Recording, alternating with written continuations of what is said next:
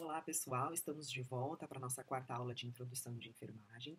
E agora que a gente já sabe bastante sobre o controle de disseminação das infecções, nós vamos dar ênfase a todas as oportunidades que nós temos de realizar ações que realmente previnam as infecções. Então, a primeira precaução que nós tratamos até o momento foi a precaução padrão, que fala para nós sobre a higienização das mãos, que fala sobre o uso de equipamentos de proteção individual, os EPIs, que fala também sobre o descarte adequado de materiais perfurantes.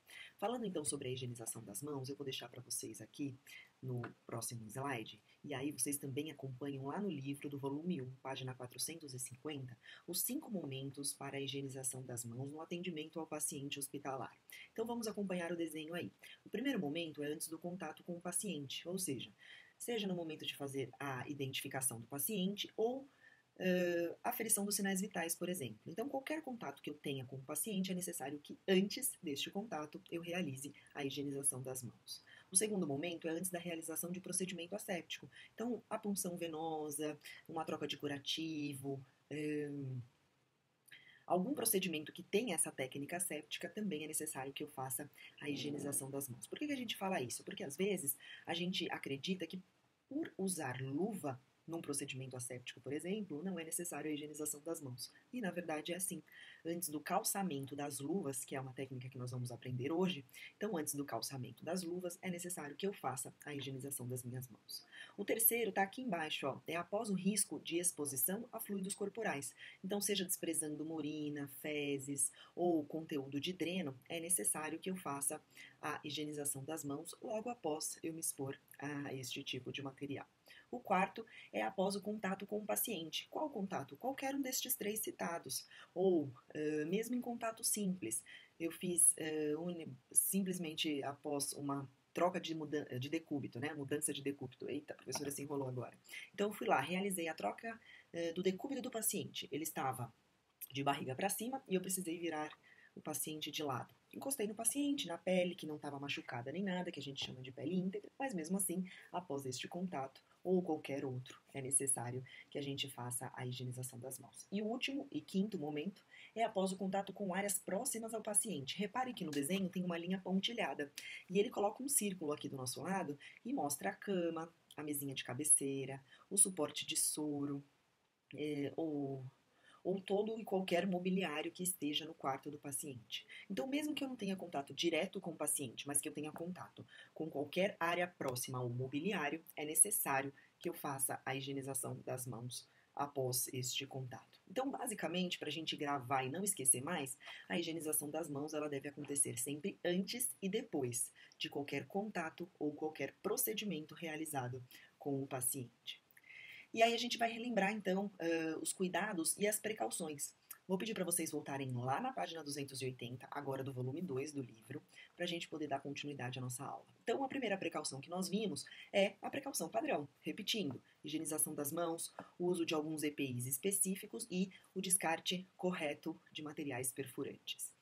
A segunda precaução que nós vamos ver é para aquele tipo de infecção que nós podemos passar através do contato.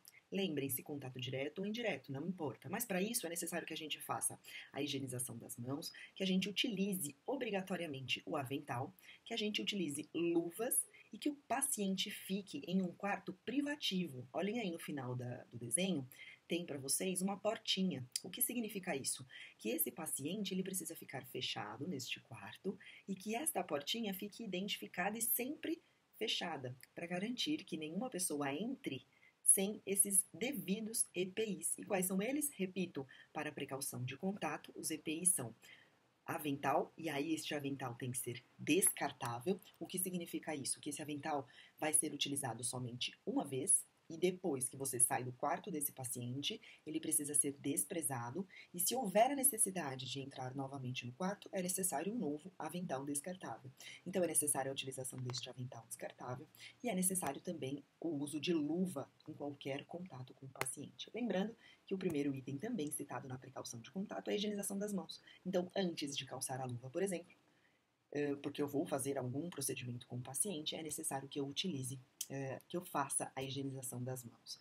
A luva, nesse caso da precaução de contato, ela vai servir para qualquer tipo de contato que eu tenha com o paciente. Então, eu vou fazer a identificação do paciente, eu tenho que pegar na mão dele e ler a pulseira, Eu não posso fazer isso sem luvas. Por quê? Porque significa que ele tem algum tipo de micro-organismo, provavelmente uma bactéria, que é bastante comum no hospital, e se eu encostar nele, eu vou adquirir, vou passar esta bactéria para a minha mão, e isso pode fazer com que eu leve para outro paciente que não tenha a doença. Então, de novo, vamos reforçar. Precaução de contato. Higienização das mãos sempre, antes e depois de qualquer contato ou procedimento com o paciente. O paciente precisa ficar em um quarto fechado, a gente chama de quarto privativo, e a porta sempre precisa estar fechada. É necessária a utilização de avental e luva para qualquer contato com o paciente. Para a precaução de gotículas, olhem aí no desenho, lá na página 280, volume 2, também tem para vocês acompanharem. A higienização das mãos também vai aparecer. E aí nós temos um pouquinho de diferença em relação à precaução para contato. Nós temos aí a utilização de máscara e tanto para o profissional quanto para o paciente, e o paciente também necessita ficar em um quarto fechado privativo. O que é isso? Aquele paciente que tem alguma doença, que ela é transmitida pela gota, é necessário que ele fique em um quarto fechado. Então, novamente, vocês vão ver o desenho da portinha aí. Essa portinha significa que ela precisa estar identificada como uma plaquinha dessa, por exemplo, e que ela precisa sempre ser mantida fechada. E que esse paciente provavelmente não ficará em um quarto que seja dividido com outros pacientes. Então, para que eu entre neste quarto, para que eu faça o atendimento para este paciente, é necessário que, enquanto eu estiver em atendimento com ele, o próprio paciente utilize máscara para que na fala dele ele não consiga dispersar esta gota e que eu, profissional, ao entrar neste quarto, obrigatoriamente tenho que ter máscara também. Porque caso o paciente não esteja utilizando ainda, eu já estou prevenido e garanto que a qualquer fala, tosse, espirro ou qualquer emissão de gota tida pelo paciente, eu não me contamine com aquela gota. Então, de novo, precaução por gotícula. É necessário que utilize sempre a higienização das mãos, isso nós vamos ver em todos, tá? Higienização das mãos quando? Antes, depois de qualquer contato ou procedimento com o paciente. É necessário que o paciente utilize máscara no atendimento, então isso faz com que evite que ele disperse alguma gota e que nós, profissionais, também utilizemos, né, a máscara para o atendimento do paciente. Reparem que a imagem não está muito clara, né, para a leitura do nome, mas existem dois tipos de máscara no mercado que são utilizados no ambiente hospitalar. Uma delas chama-se máscara cirúrgica. Eu vou deixar o nome descrito aqui para vocês. Máscara cirúrgica é aquela máscara branquinha que a gente utiliza no rosto, principalmente em ambiente de centro cirúrgico. Por isso o nome, máscara cirúrgica, porque ela é mais comum utilizada no ambiente cirúrgico. Mas ela pode ser utilizada no hospital inteiro. É que a denominação dela foi essa, tá? Então, esta máscara cirúrgica é uma máscara simples que a gente chama. Aquela que a gente compra em farmácia, que às vezes tem uma cordinha para colocar atrás da orelha e ela é normalmente da cor branca. Tem um tecido fino e é utilizada nestes casos de precaução de gotícula. Por que eu tô falando isso? Vocês vão ver que na próxima precaução, nós vamos utilizar um outro tipo de máscara. E aí eu vou colocar um desenho aqui para que fique clara a diferença entre elas e eu vou explicar a diferença entre as duas. Bom, então vamos para a última, precaução para aerossóis. Agora, preciso que vocês lembrem do que foi falado em relação às gotas e os aerossóis. Lembrem-se, gotas são partículas grandes que pesam e se depositam. Aerossóis são partículas pequenas que ficam pairando pelo ar. Então aí é a grande diferença. Mais uma vez, higienização das mãos sempre. E agora a gente vê o uso de uma máscara um pouquinho diferente, que a gente chama de máscara N95. O que é isso? É uma máscara que tem a trama do seu tecido menor, mais fechada. O que garante uma trama mais fechada? Que uma partícula tão pequena como o aerossol não consiga ultrapassar. Então esta é a grande diferença. Neste caso, para precaução para aerossóis, nós profissionais da saúde é que vamos utilizar no atendimento ao paciente essa máscara N95. Ela normalmente é uma máscara de cor azul, mas não é obrigatório, tá? Vocês podem até ver aí com esse com a pandemia agora do coronavírus, bastante gente na rua utilizando uma máscara que parece uma máscara bicudinha assim, ó. Ela tem uma pontinha, então ela é mais estruturada, ela fica com uma pontinha para frente, normalmente é da cor azul. Tem também da cor branca, isso vai depender do fabricante e não muda em nada.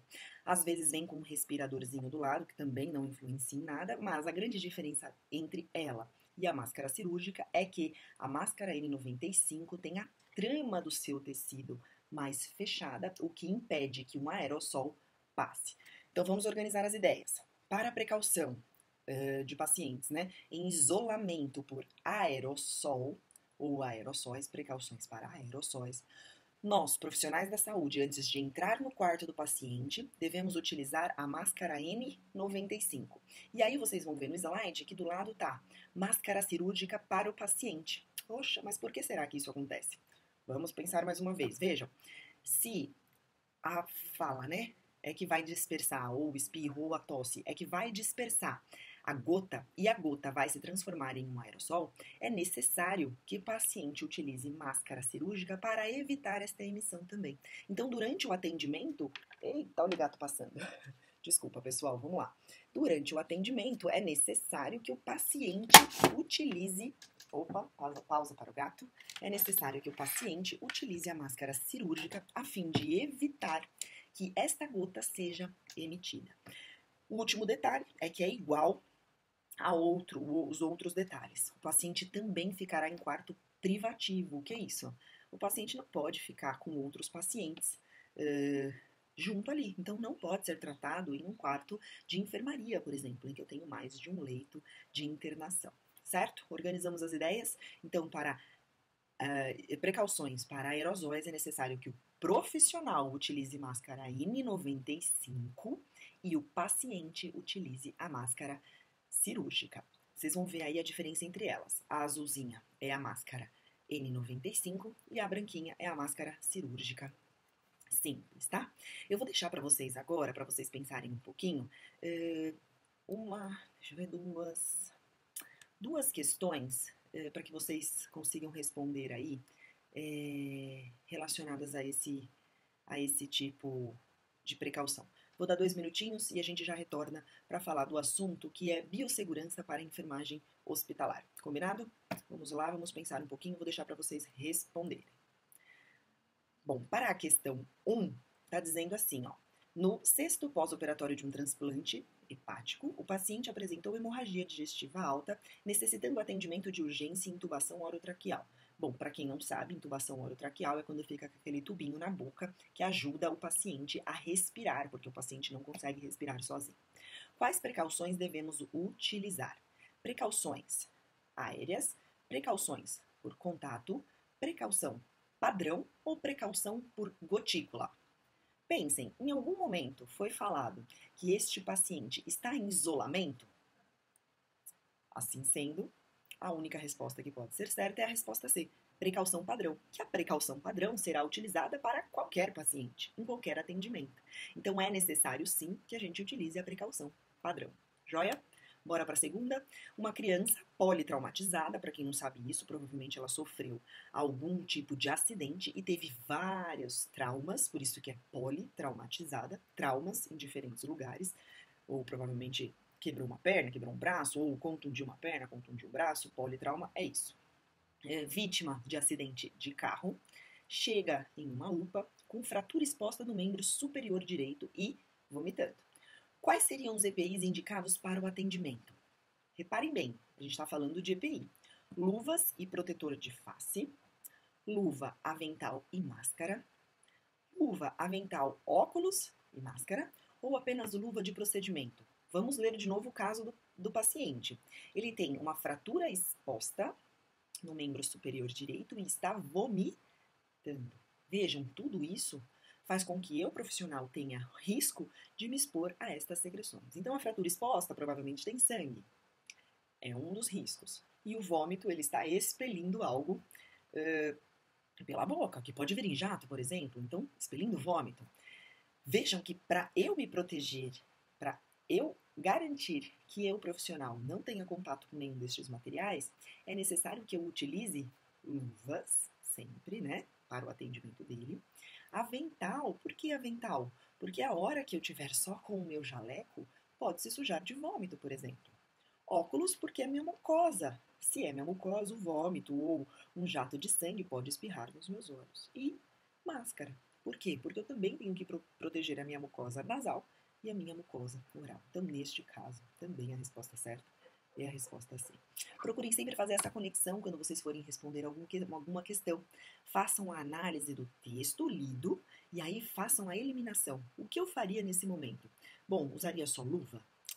Em algum momento a gente falou de protetor facial? Então provavelmente não seria essa. Então façam essa análise crítica, ou seja, leiam atentamente e com bastante cuidado cada uma das questões para que sim, aí vocês possam responder a questão. Pensem bem e lembrem-se dessa fala minha que a gente vai falar um pouquinho mais à frente agora sobre os EPIs, tá? Vamos lá então dar continuidade sobre a biossegurança para a enfermagem hospitalar. Volte para o livro 1, lá na página 448. Então, só falando aqui sobre a definição para vocês, falar sobre biossegurança para a enfermagem hospitalar é falar sobre um conjunto de leis que falam, né, que ditam e orientam como devem ser conduzidas as ações da enfermagem, né, uma vez que a gente está falando de biossegurança da enfermagem, para garantir a proteção à saúde do paciente e à saúde do trabalhador, tá? Então, para isso a gente precisa falar de todos os EPIs. A gente acabou de falar aí nessas duas últimas questões sobre alguns EPIs, né? Na verdade, na última questão a gente falou sobre alguns EPIs. E o primeiro que vai aparecer para nós é aqui, ó, lá na página 455, as luvas. Nós temos alguns tipos de luvas diferentes no mercado que servem para diferentes procedimentos. A mais utilizada no hospital é essa primeira que vocês estão vendo aí, a luva de procedimento normal. Essa luva é feita de látex e para pessoas que têm intolerância a látex, pode ser utilizada essa da lateral ou a azulzinha de baixo, que são livres de látex, tá? Mas são todas luvas de procedimento. O que significa isso? Se são luvas de procedimento, não são luvas estéreis. Então, elas não podem ser utilizadas em um procedimento asséptico. Lembra do procedimento asséptico? Aquele procedimento que normalmente é o enfermeiro ou a equipe cirúrgica, cirurgião ou instrumentador que fazem? Então, não, elas não podem ser utilizadas nestes procedimentos. Elas serão utilizadas provavelmente pela equipe de enfermagem auxiliar e técnico em todos os procedimentos que eles vão realizar, que vocês vão realizar, que normalmente não são procedimentos assépticos, tá? Então, são luvas de procedimento. Eu deixei outros dois exemplos para vocês, essa luvinha verde e uma luvinha mais amarela, que são luvas emborrachadas que normalmente nós utilizamos na unidade hospitalar em um setor do hospital chamado expurgo. Que setor é esse? Quando o paciente faz xixi, vou falar com esse termo ainda porque a gente ainda vai aprender os termos mais adequados, né? Urina, por exemplo. Quando o paciente faz xixi em uma comadre, que é um dispositivo que é utilizado para que ele faça xixi na cama, e não molhe a cama, então ele vai fazer nesta comadre, que nós vamos ver mais pra frente o que é. Esse xixi precisa ser jogado fora.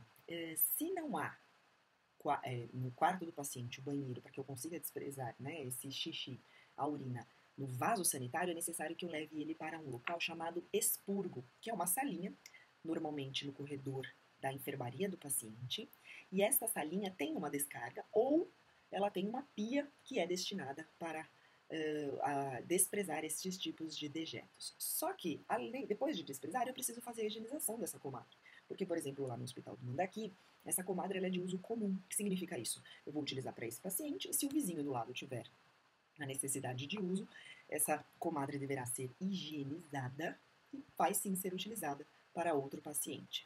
Às vezes, em unidades particulares, essa realidade muda um pouco, porque hoje em dia já fazem materiais de plástico que são descartáveis. No caso dessa que eu estou falando que vai ser lavada lá no expurgo, vai ser higienizada no expurgo, elas são de metal, então são de reuso, né? É material que pode ser utilizado desde que higienizado várias vezes. Então, para a gente fazer a higienização desta comadre, lavar ela na pia, higienizar com desinfetar, lembra do termo? Desinfetar com algum desinfetante, algum produto químico, é necessário que eu utilize alguma destas outras duas luvas que vocês estão vendo aí. Reparem que elas são mais longas, então normalmente elas chegam até o cotovelo, né? É uma luva grandona que vem até aqui de borracha, porque eu vou manipular algum material em uma pia e isso faz com que respingue água e aí, porventura, pode respingar algum material biológico do paciente. Então, os tipos de luva que é o primeiro EPI que a gente vai ver, são esses daí.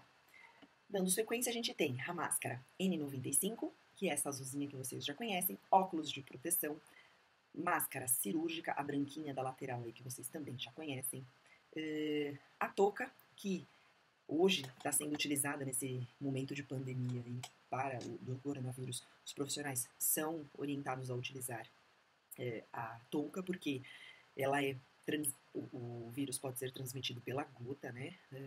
E aí, se o paciente espirra e de repente espirra no meu cabelo, depois eu passo a mão no meu cabelo e levo a mão à minha boca, eu posso me contaminar, porque o vírus ficou depositado no meu cabelo. Então, a gente também é orientado, em alguns casos de precaução, a utilizar o gorro, né? A touquinha. O avental, e aí não é avental descartável, tá? O avental descartável é um outro tipo de avental. Reparem que eu vou deixar aí para vocês. Tem o jaleco, que o jaleco é um material utilizado por nós, né? Todo profissional da saúde tem que utilizar o jaleco.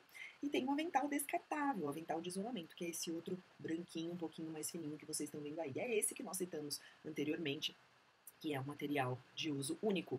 Utilizei, precisei sair do quarto do paciente, eu desprezo ele e saio, tá? Tem também o sapatinho, que vocês estão vendo aí, vocês serão orientados a comprar esse tipo de sapatinho para ir para o estágio. Tá vendo que é um sapatinho todo fechado, ele não tem o peito do pé aberto, ele tem o calcanhar alto, não pode ser com o calcanhar aberto, porque pode cair algum material ali biológico e contaminar o meu pé. E por último, essa meinha descartável que a gente chama de propé, que são utilizados em algumas unidades. Normalmente unidade cirúrgica ou oncológica, não é tão comum em clínicas, por exemplo.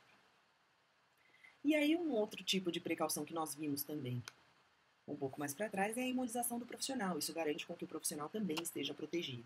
Então, vocês serão orientados, antes de ir para estágio, a receber as vacinas, né? Atualizar as 3 doses da vacina da hepatite, atualizar a vacina, as 3 doses da DTPA, que é feito reforço a cada 10 anos. Então, para aqueles que estiverem aí em atraso, é necessário que seja atualizado. A da influenza, que também é uma dose anual, todo ano o profissional tem que tomar, e a tríplice viral, sarampo, cachumba e rubéola, que são as 2 doses. Então é importante que minimamente você tenha, um profissional da área da saúde tenha a imunização contra esses agentes para poder ir para estágio ou atuar em uma unidade hospitalar. Bom, para que a gente toma todos esses tipos de precaução? Tá aí, ó. É necessário porque acidentes com material biológico são muito suscetíveis para os profissionais, é muito suscetível para o profissional da área da saúde. Então, o que seria isso? O que seria exposição a material biológico? Olha lá, pode resultar em alguma infecção por algum patógeno, por algum tipo de micro-organismo, como o vírus do HIV, por exemplo, e das hepatites B e C. Então, olha aí no primeiro caso, a profissional utilizando óculos, máscara, gorro, luva, jaleco para fazer a retirada de material de um dreno. Ao lado, a colega está usando luva, ela tem o óculos dela e está utilizando jaleco. Reparem aí que vocês conseguem ver que os pacientes, que essa profissional que está fazendo a punção venosa, não está com todos os EPIs necessários para realizar o procedimento que ela vai realizar. Nesse caso, eu desafio vocês a escreverem aí. Qual é o tipo de EPI que falta para essa colega? Será que na punção venosa há o risco de espirrar algo na minha mucosa? Já pensou se eu pego um sangue aqui, esse sangue voa daqui nos meus olhos, voa daqui no meu nariz ou voa daqui na boca? Então, o correto seria a colega utilizar também a máscara cirúrgica, que é aquela máscara simples, para proteger mucosa oral e nasal na hora da punção venosa. O óculos dela também não é adequado. É necessário que ela utilize um óculos fechado na lateral. E isso a instituição tem que disponibilizar. Na pior das hipóteses, se a instituição disponibilizar, pelo menos esse tipo, o óculos dela vai acabar fazendo algum tipo de proteção. O profissional, ele não deve trabalhar, ou ele deve tomar muito cuidado se trabalha, com algum tipo de lesão na própria mão. Vejam que eu coloquei na imagem aí para vocês um dedo com dermatite. É a mão de um profissional que está com dermatite, que são essas bolinhas na mão. Isso é um risco muito grande. Se ao lado, por exemplo, ele faz algum tipo de curativo, como ele está fazendo o enfaixamento de um braço aí do paciente, com a mão nestas condições, essa é uma porta aberta para que esse profissional adquira algum tipo de infecção através dessa lesão da mão dele. Então, aí no caso, também é uma imagem que mostra um erro para nós, né? Que erro? Bom, deveria estar sendo utilizado algum EPI aí. Por quê? Porque o paciente tem algum tipo de doença? Não, mas porque o profissional tem uma lesão em seu dedo e esta lesão pode ser uma porta de entrada para algum tipo de micro-organismo que contamine o profissional. Então, seria interessante esse profissional aí utilizar a luva, né, para realizar esse procedimento.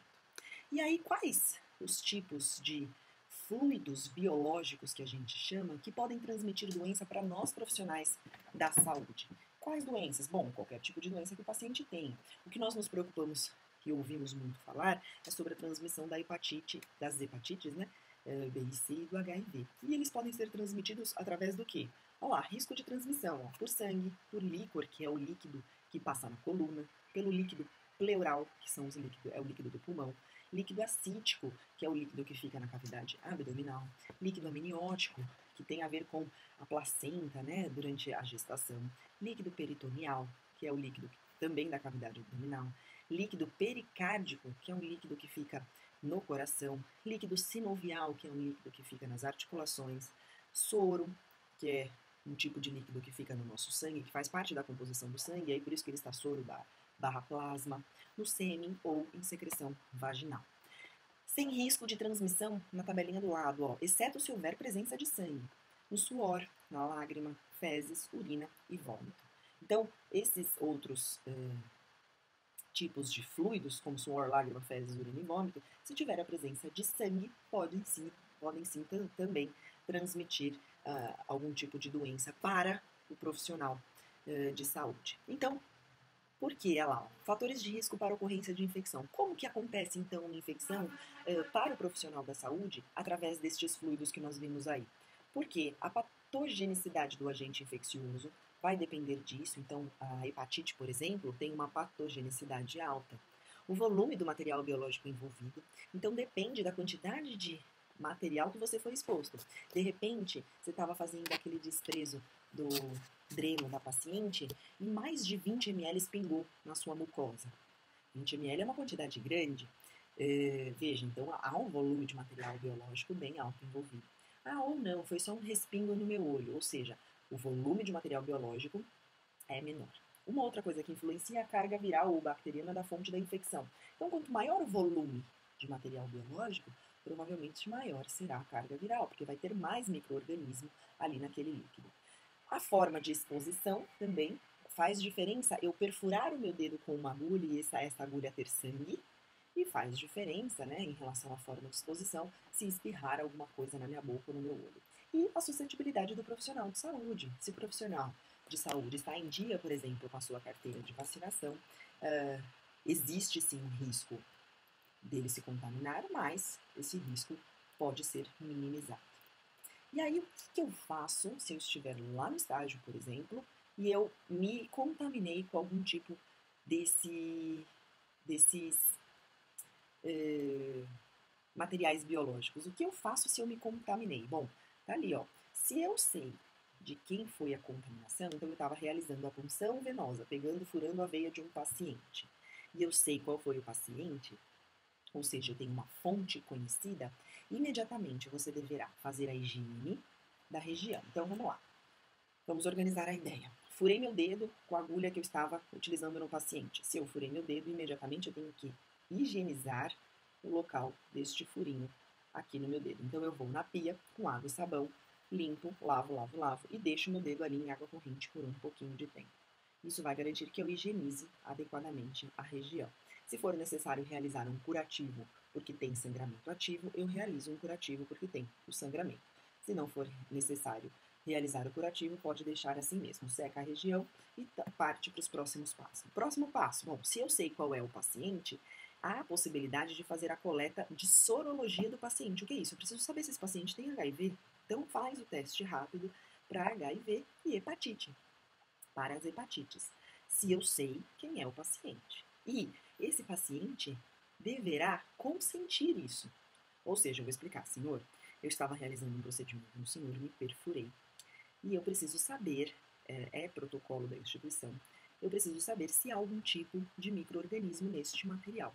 Então, eu preciso coletar um sangue do senhor para saber se existe a presença de hepatites ou de HIV. O paciente tem que assinar um documento que ele libera a coleta do sangue dele, porque é de direito dele. Se ele não liberar, a gente vai ver já como trata. Bom, vamos entender nesse momento que o paciente liberou. Então, ele deixou você coletar o sangue dele. Então você vai lá, coleta o sangue e manda para o laboratório. Também é coletado uma amostra de sangue sua, para que seja feito também em você um teste rápido de HIV. Então, neste caso, vamos lá. Fonte conhecida. Me perfurei com a agulha que eu estava utilizando no paciente. A minha chefia provavelmente vai conversar com o paciente e ele vai ver se libera ou não a coleta de sangue dele para a sorologia. Se ele liberou, ótimo, colhe o sangue dele, colhe o sangue do profissional, manda os dois para o laboratório e aguarda o resultado de teste rápido para HIV e teste rápido para hepatite, certo? Normalmente o teste rápido é mais para HIV. A hepatite acaba demorando um pouquinho para sair, mas para HIV é teste rápido mesmo. Em algumas instituições, até 4 horas a gente já tem o resultado. Se eu não sei qual é a fonte, tá vendo ali que a gente falou lá na precaução padrão de uma caixinha de descarte de perfurantes? São essas caixas aí. Olha como elas estão inadequadas, estão cheias até a boca. Imagina eu pegar na alça e de repente me furar com um bisturi que tem aí dentro. Eu vou saber em que paciente foi utilizado esse bisturi? Não. Então, se eu me cortei com esse bisturi, primeiro passo, vou lá na torneira, lavo com água e sabão, deixo cair água corrente. Se for necessário, faço um curativo para estancar sangramento e vou atrás da minha chefia. Vou atrás da professora, no caso de vocês, né? Vai atrás da professora e explica. Professora, me cortei na caixa de pérfuro cortante, não sei quem foi o paciente que utilizou aquele bisturi. O que vai ser feito? Como não tem um paciente para ser coletado o sangue para análise, só vai ser coletado o soro, né? O sangue seu. O seu sangue vai para análise para ser feito o teste rápido de HIV.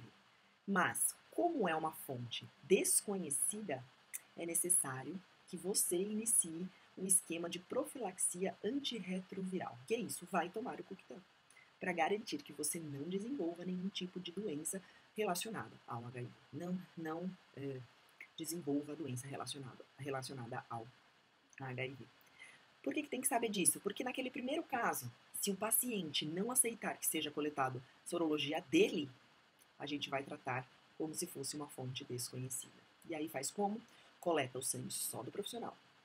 Faz o teste rápido. Mesmo vindo negativo, você já vai iniciar o esquema de profilaxia antirretroviral. Vai tomar o coquetel também.